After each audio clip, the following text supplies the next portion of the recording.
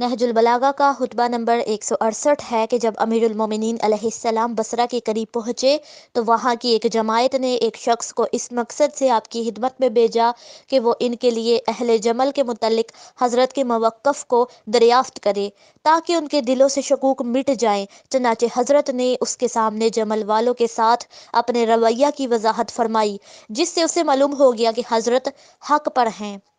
تو آپ نے اس سے فرمایا کہ جب حق تم پر واضح ہو گیا ہے تو اب بیعت کرو۔ اس نے کہا کہ میں ایک قوم کا قاصد ہوں اور جب تک اس کے پاس پلٹ کر نہ جاؤں گا کوئی نیا قدم نہیں اٹھا سکتا۔ تو حضرت نے فرمایا کہ اگر وہی جو تمہارے پیچھے ہیں اس مقصد سے تمہیں کہیں پیشرو بنا کر بھیجے کہ تم ان کے لیے ایسی جگہ تلاش کرو جہاں بارش ہوتی ہو اور تم تلاش کے بعد اس کے پاس پلٹ کر جاؤ اور انہیں خبر دو کہ سبزہ بھی ہے، پانی بھی ہے، وہ تمہاری مخالفت کرتے ہوئے خشک اور ویران جگہ کا رخ کرے تو تم اس موقع پر کیا کرو گے؟ اس نے کہا میں اس کا ساتھ چھوڑ دوں گا اور ان کی خلاف ورزی کرتے ہوئے گھاس اور پانی کی طرف چل دوں گا۔ تو حضرت نے فرمایا کہ جب ایسا ہی کرنا ہے تو پھر بیعت کے لیے ہاتھ بڑھاؤ۔